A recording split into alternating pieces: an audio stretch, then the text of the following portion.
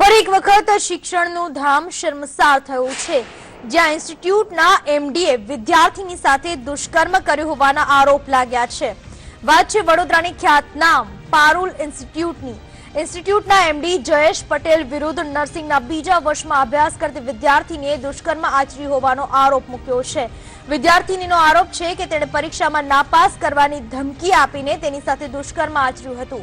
આ સમગ્ર બાબતે વાઘોડિયા પોલીસ સ્ટેશનમાં ઇન્સ્ટિટ્યૂટના એમડી જયેશ પટેલ વિરુદ્ધ ફરિયાદ નોંધવામાં આવી છે અને ફરિયાદ નોંધાવતાની સાથે જ જયેશ પટેલ પોતાનો મોબાઈલ બંધ કરીને ભૂગર્ભમાં ઉતરી ચૂક્યા છે। આ સમગ્ર બાબતે પારુલ યુનિવર્સિટીની હોસ્ટેલની રેક્ટર સામે પણ ગુનો નોંધવામાં આવ્યો છે। હાલ ફરાર જયેશ પટેલની ધરપકડ માટે પોલીસે ચક્રો ગતિમાન કર્યા છે। આખરે કોણ છે આ જયેશ પટેલ, તેના પર નજર કરીએ તો જયેશ પટેલ પારુલ યુનિવર્સિટીના ફાઉન્ડર છે। પારુલ આરોગ્ય સેવા મંડળના પણ ફાઉન્ડર છે અને અમદાવાદના પાલડીમાં પારુલ હોમિયોપેથિક ક્લિનિક ચલાવે છે। જયેશ પટેલ ચૂંટણીમાં પણ ઝંપલાવી ચૂક્યા છે। વાઘોડિયા બેઠક પરથી કોંગ્રેસની ટિકિટ પર ચૂંટણી લડી ચૂક્યા છે। સાથે જ મધુર શ્રીવાસ્તવ સામે 2 વખત ચૂંટણી હારી ચૂક્યા છે। ચૂંટણીમાં હાર મળતા જયેશ પટેલ બીજેપીમાં જોડાયા છે। હાલ તો સવાલ એ ઉભા થાય છે કે શું શિક્ષાના ધામમાં ચાલે છે આવી જ પ્રવૃત્તિ?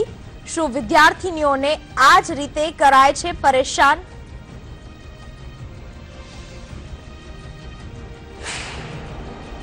યુનિવર્સિટીમાં નર્સિંગ વિભાગમાં અભ્યાસ કરતી વિદ્યાર્થીની એ ગઈકાલે મહિલા હેલ્પલાઇન 181 પર ફોન કરી પોતાની સાથે દુષ્કર્મ થયું હોવાની રજૂઆત કરતા